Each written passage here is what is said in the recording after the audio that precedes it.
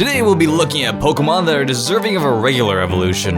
Which Pokemon will make the cut and realize their dreams of becoming the world's greatest fashion designer? Probably none of them because most don't have thumbs. Number 10. Now, I'm assuming there'll only be a few regular evolutions from previous generations, if any, but it's always nice to hope for those dear old pals. Our dear old pals such as Torkoal. I got the old part right, not sure about the deer, but Torkoal is honestly a pretty cool dude. We've had lunch together, and I accidentally ordered the turtle soup. We haven't talked since, but I mean, come on, how was I supposed to know it would come in a bowl shape of a shell? I mean, who does that? That is morbid. God. It's like turning you into soup and then serving you in your own whatever that is.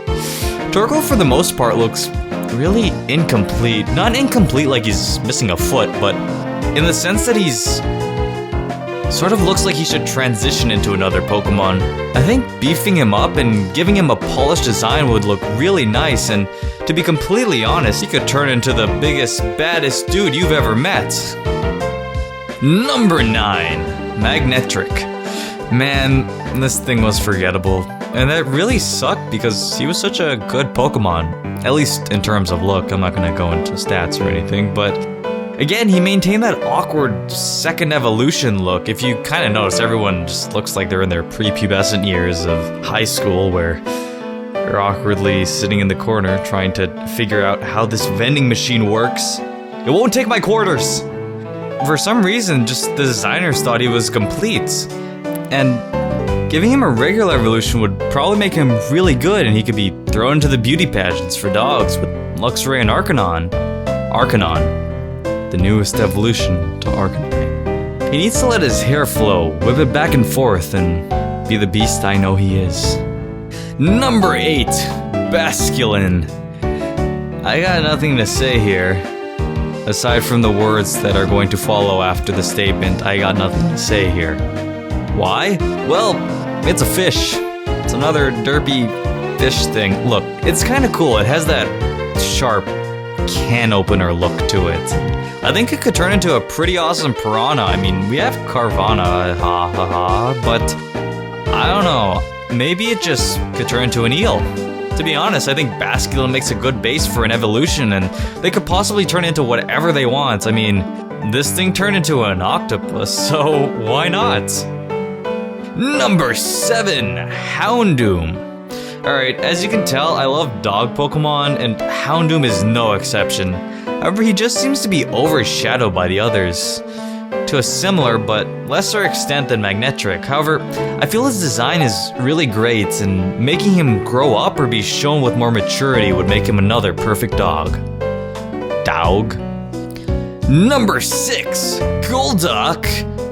I don't know why I said it like that. I feel like I had to put the emphasis on him because he's sort of that angsty dude, but Golduck has always been cool to me, and I think he has a pretty weird story. He turns into this pretty cool looking fighter from a little goof. He's this playful trickster, and I think giving him an evolution will really pry off the fact that Psyduck is a little bumblebutt.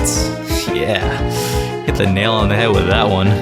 Literally, because he has headaches. And I guess loud noises from construction sites would induce more pain. I think Golduck was really cool, but he was very flat and simple. Although those are okay things to be, it just seems there could be more. An instigator, a trickster, something to pry off of his very, very cool, nonchalant personality. Number 5. Behem. Alright, never again, never ever again. But anyways, sorry. That guy's name just reminds me of the Yahoo jingle. Yahoo! Yeah, that was a good jingle, but alright, look. We've all played with marbles, we've all played with Jenga. Unless you haven't, then you haven't, but look at its face. It's longing for more. I honestly love these sort of space-themed Pokemon, and Reuniclus was one of my favorites from the 5th gen, but there really hasn't been that sort of buff, out-of-space Pokemon since, I guess, the Deoxys counts, but I think Behem with an evolution could do it. I think he could be the outer space monster we need to bring about a really cool space-themed story. Number 4, Tropius. This thing was cool. Look, it has leaves, and we're all talking about saving the environment, so why not start with Tropius? Alright, this is like the third generation Pokemon I've mentioned, and that's because a lot of them need something to be remembered. They had cool design, but they all felt like they were missing something, and Tropius is no exception to that.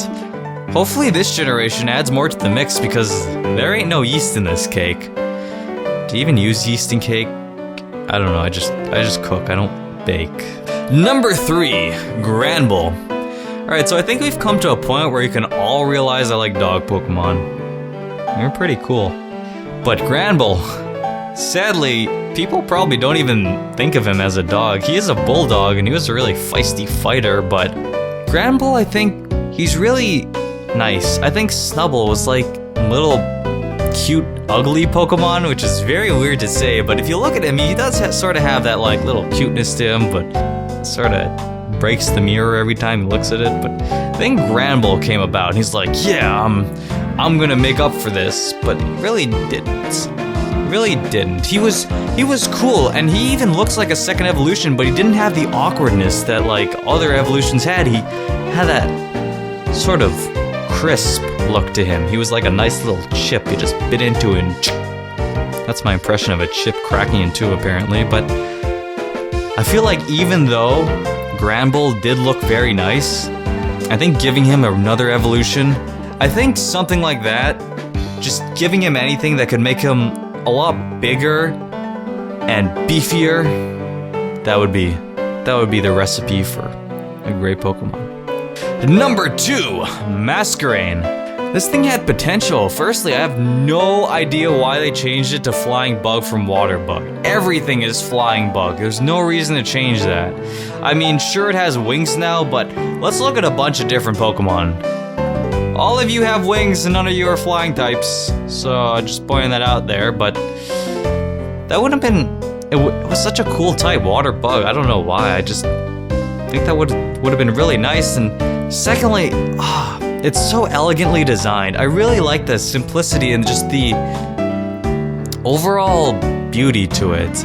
I think it could have been the next Butterfree, just the bug type that everyone knew and sort of wanted, if they just applied something to it. But again, they stopped short, and some people just don't like when you stop short.